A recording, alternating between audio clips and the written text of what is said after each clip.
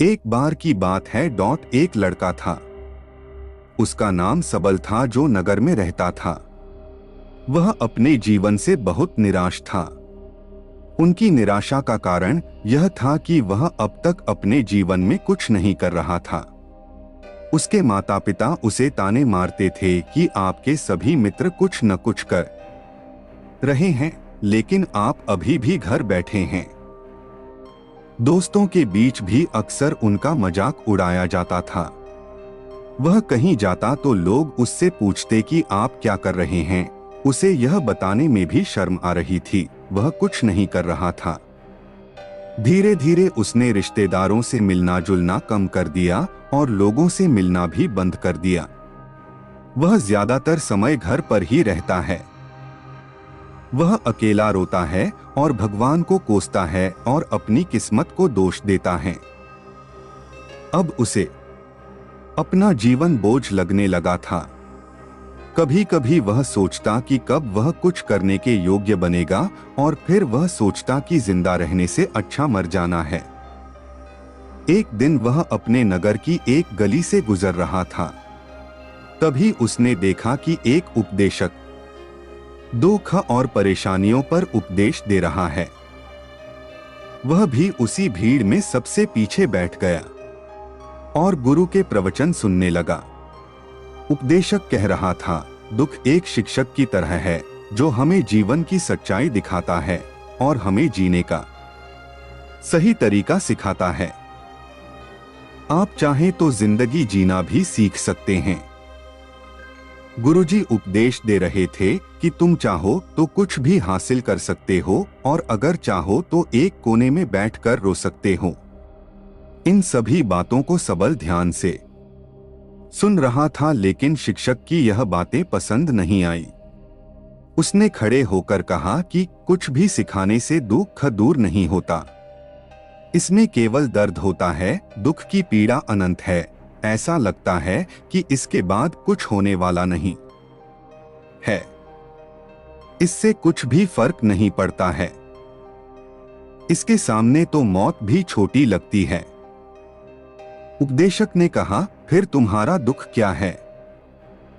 सबल ने उसके सामने अपनी सारी व्यथा सुनाई और पूछा, मेरे दुख का कोई उपाय है तुम्हारे पास? यह सुनकर शिक्षक मुस्कुराए और बोले, तुम उस दिन मेरे पास आओ जब आपके जीवन में वास्तविक दर्द हो।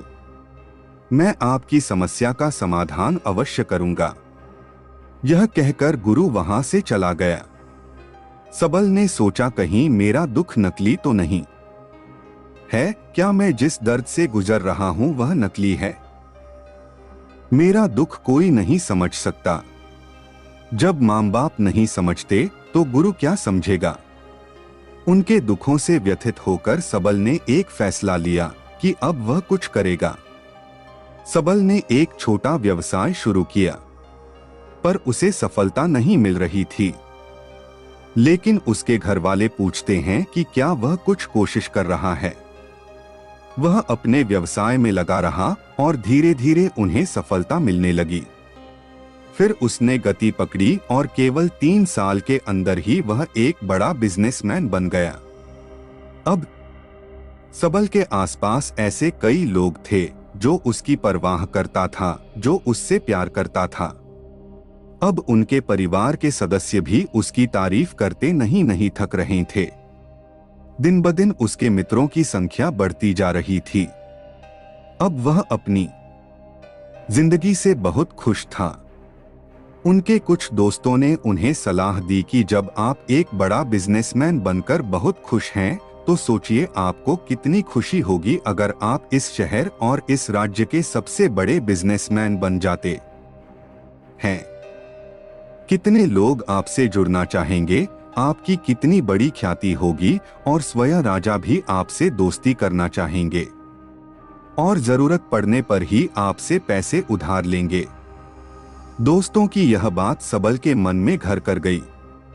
अब वह और पैसे कमाने की कोशिश करने लगा, लेकिन उसे यह सब बहुत ही जल्दी चाहिए था।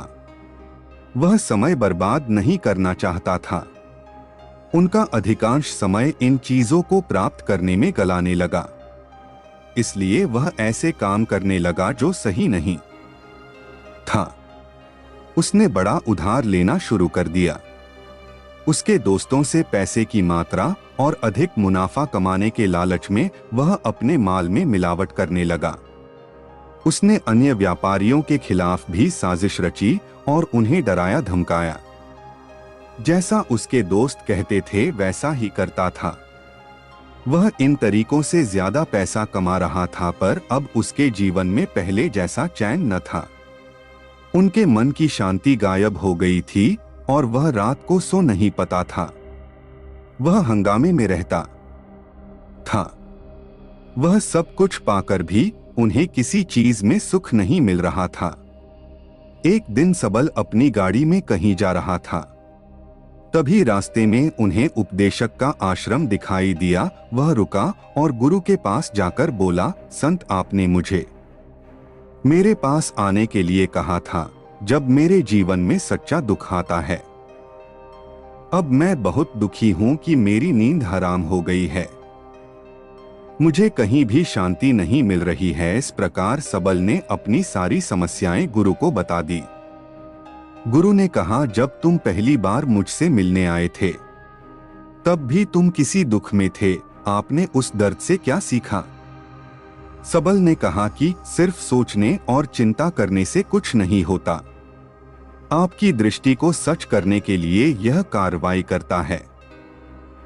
और सिर्फ काम करने से कुछ नहीं होता, परिणाम भी मिलना चाहिए।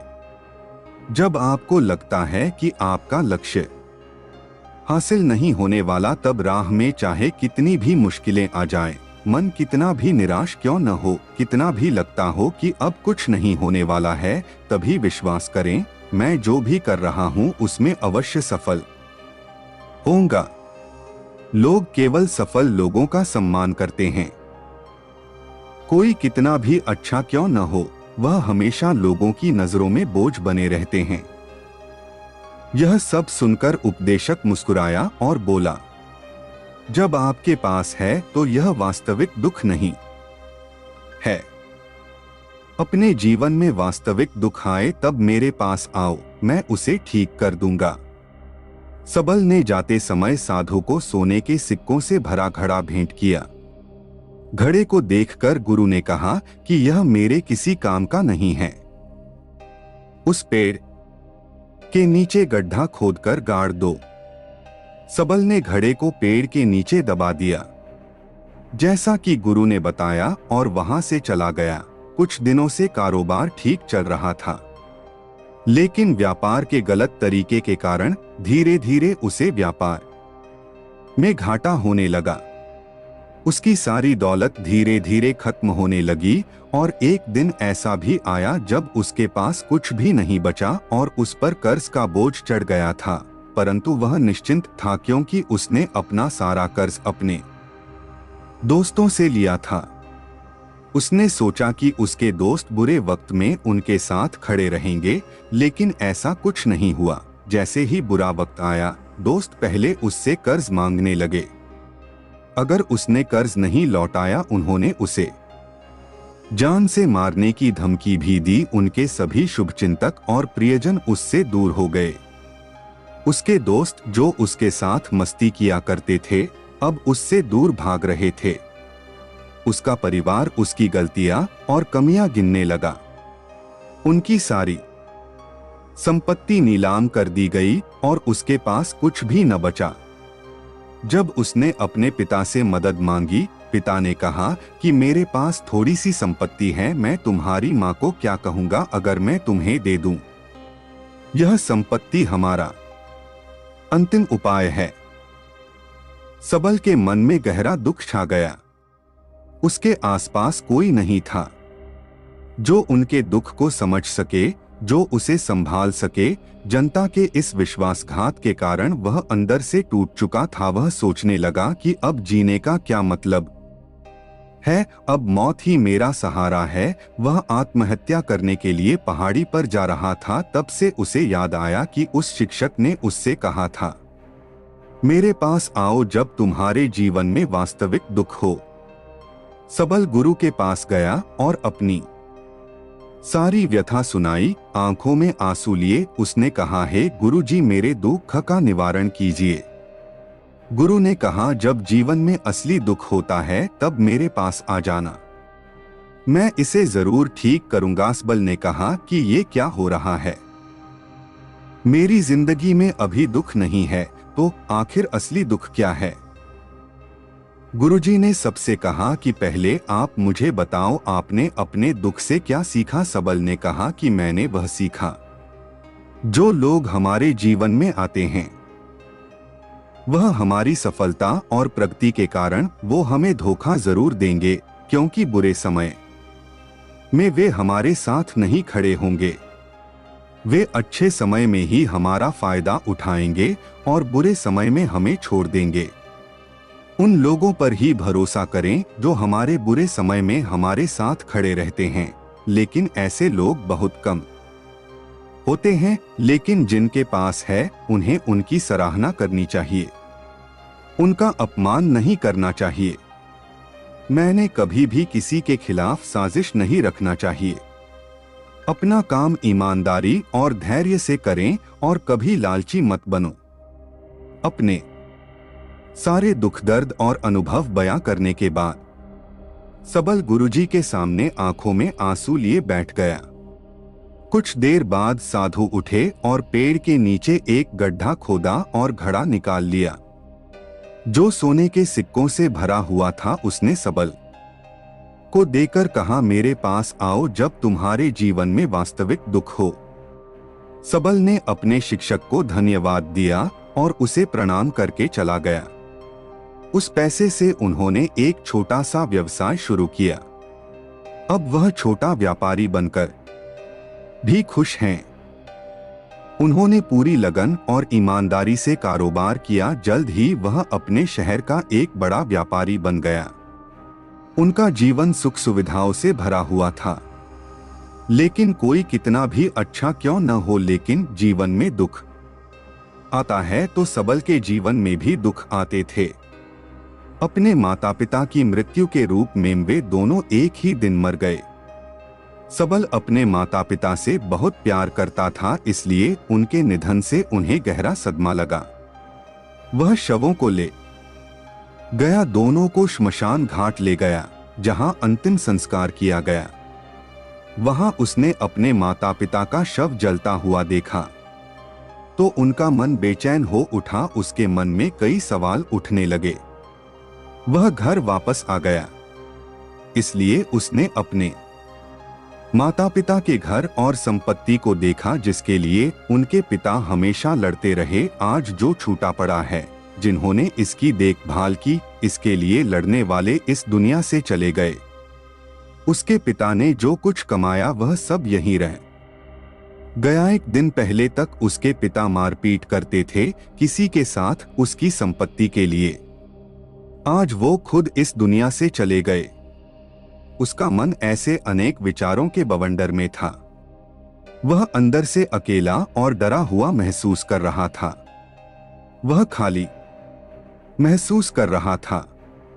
उसे लगा कि कुछ है, वह समझ नहीं सका। इसलिए वह गुरु के पास गया। उसे देखकर गुरुजी ने कहा, क्या जीवन में कोई दुख है? सबल ने कहा, वैसे तो जीवन में कोई दुख नहीं है, सब कुछ अच्छा चल रहा है, लेकिन आज मेरे माता पिता का देहांत हो गया है। मैं इस घटना से बेहद दुखी और परेशान हूं। गुरुजी ने कहा, इसमें दुखी होने की क्या बात है? एक दिन सबके अपनों को मरना है। कोई न कभी जिया है और न कभी रहेगा। एक दिन तुझे भी मरना है। शायद तुम कल ही मर जाओगे, या आप आज भी मर सकते हो। सबल ने कहा, क्या कह रहे हो गुरुजी? मैं भी मर जाऊंगा, लेकिन मैं अभी जवान हूं। गुरु ने कहा कि सब जी रहे हैं इस भ्रम में कि मृत्यु केवल दूसरों को आती है, बड़ों के पास ही आती है। लेकिन जवान और बूढ़े मर जाते हैं, बच्चे मर जाते हैं। मौत का उम्र से कोई लेना देना नहीं है, यह सभी को प्रभावित करता है। मास्टर जी की ये बातें सबल के मन में घर कर गईं।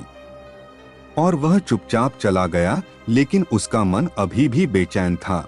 वह खाली महसूस कर रहा था। वह सारा दिन अपने बारे में ही सोचता रहा कि वह कौन है, वह इस दुनिया में क्यों आया है, क्या जीवन का लक्ष्य केवल चीजों को खाना और मरना है। ऐसे कई सवाल उसके दिमाग में लगातार उठ रहे थे, लेकिन उन्हें अपने किसी भी सवाल का जवाब नहीं मिल रहा था और उसका दुख दिन ब दिन बढ़ता ही जा रहा था। इसलिए कुछ दिन बाद वह फिर से गुरुजी के पास पहुंचा और बोला, हे स्वामी, मैं बहुत दुखी हूं क्योंकि मैं यह नहीं जान पा रहा हूं कि मैं कौन हूं और मैं इस दुनिया में क्यों आया। यह सुनकर गुरुजी मुस्कुराए और बोले, आज आपके जीवन में पहली बार सच्चा दुख उत्पन्न हो गया है। यह वास्तव में दुख कहलाने के लायक हैं। हम नहीं जानते कि हम कौन हैं, हम क्यों आए हैं, क्या करें, कैसे करना है। सबल ने अपने गुरु से कहा कि उसकी दुर्दशा दूर करो। गुरु ने कहा कि हम सभी इंसान हैं, जीवन भर संग्रह करते रहते हैं। सबल ने कहा कि सभी इंसान जीवन भर धन, सम्मान, परिवार, प्रतिष्ठा, मित्र, शत्रु आदि जमा करता है। गुरु ने पूछा, क्या हम एकत्रित की गई चीजों में से कुछ भी अपने साथ ले जा सकते हैं? सबल ने कहा, कोई भी इंसान अपने साथ कुछ भी नहीं ले जा सकता, वह सिर्फ अकेला ही जाता है। मेरे माता पिता भी अपने साथ कुछ भी नहीं लेकर गए, सब कुछ धन संपत्ति वैभव सब कुछ यहाँ पर छोड़कर गए। शिक्षक ने कहा, अब मेरी बात ध्यान से सुनो। इस संसार में हमें जो संग्रह करना चाहिए वह हम नहीं करते। चीजें हमारे सामने होती हैं, लेकिन हम उन्हें देखने की कोशिश नहीं करते। हमें इस दुनिया में जो कुछ भी इकट्ठा करना है वह हम खुद हैं। हमें खुद को जुटाना होगा ताकि जब हम मरें तो हम एकजुट हो सकें और खुद को पहचानने में सक्षम होने के लिए हम अंदर बंटे हुए हैं। हम प्यार, नफरत, गुस्सा, ईर्ष्या में बंटे हुए हैं। क्रूरता, धन, स्थिति, प्रतिष्ठा, सम्मान, पहचान, धर्म, जाति, सैकड़ों हजारों ऐसी चीजों और इच्छाओं में हम विभाजित हैं और टुकड़ों में जीवन जी रहे हैं। इस विभाजन के कारण हमारी चेतना कभी एक नहीं हो सकती। हमारी चेतना शक्ति बिखरी हुई है, इसलिए हमारे पास इतना समय नहीं है, इतनी ऊर्जा नहीं कि हम मुड़ सकते हैं और अपने भीतर देख सकते हैं। वास्तव में धन, सम्मान और सुविधाओं का अभाव, लोग इसे दुख समझते हैं और जीवन भर के लिए जो दुख कहकर रोते रहते हैं और समाधान खोजने का प्रयास करते रहते हैं, उन्हें अपना समाधान कभी नहीं मिलेगा, क्योंकि जिसे लोग दुख कहते हैं वह वास्तविक दुख नहीं है। यह सिर्फ एक आदमी की इच्छा है, उसकी इच्छा कभी पूरी नहीं होती, इसीलिए व्यक्ति को कभी उनके प्रश्नों का समाधान नहीं मिलता। इसलिए इन सब से परे, यदि आप अपने दुखों का अंतिम समाधान चाहते हैं तो सबसे पहले खुद को समेटो। इस दुनिया से अपनी ऊर्जा वापस ले लो और इकट्ठा करो। अपने आप पर ध्यान केंद्रित करो, स्वयं पर ध्यान दो। अपने मृत्यु से पहले अपने आप को जानने की कोशिश करो, बिखरो मत। सबल ने कहा, तो गुरुजी, क्या हम इस संसार को छोड़ दें? हमारी सभी इच्छाओं को मार देना चाहिए, किसी से प्रेम नहीं करना चाहिए, धन संग्रह नहीं करना चाहिए, सम्मान की आशा छोड़ देनी चाहिए। शिक्षक ने कहा कि भावनाओं और इच्छाओं ऐसे बिखरे हुए मनुष्य में से निकल आ, जैसे कोई पत्थर पहाड़ से गिरे जिस पर पर्वत का कोई वश नहीं है सिवाय देखने के। परेशान होना और कुछ खोना, वैसे ही बिखरे हुए मनुष्य की इच्छाएं बेकाबू और दर्दनाक हैं। उसका अनियंत्रित मन इच्छा करता रहता है और कल्पना करता रहता है और यह दुख देता है। लेकिन जब एक व्यक्ति अपने मन को एकत्र करता है तो वह जो कुछ भी करता है वह उसके नियंत्रण में होता है। फिर उसकी इच्छा से इच्छाएं भी उत्पन्न होती हैं। सबल ने कहा कि आपने मेरे असली दुख का समाधान कर दिया। आपका बहुत बहुत धन्यवाद। अब से मैं खुद को समेटने, खुद को तराशने की कोशिश करूंगा। गुरुजी ने कहा कि मानव शरीर में बहुत ऊर्जा और शक्ति है, लेकिन यह फालतू के कामों में बंटा हुआ है, बेकार की बातों में लगा हुआ है। यह एक बहुत ही शक्तिशाली मशीन की तरह है। एक बच्चे के हाथ में रखा जा रहा है और वह बिना सोचे समझे अपनी शक्ति बर्बाद कर रहा है और बिना किसी नियंत्रण के। इसीलिए इस शक्ति पर ध्यान दें, अपनी चेतना, और इसे इकट्ठा करें। सबल को अपने प्रश्नों का उत्तर मिल गया। उसने अपने गुरु का शुक्रिया अदा किया और चुपचाप चला गया। दोस्तों, उम्मीद है आपको यह कहानी पसंद आई होगी। अगर आपको यह कहानी पसंद आई हो तो अपने दोस्तों और परिवार के साथ जरूर शेयर करें। आपका कीमती समय देने के लिए धन्यवाद।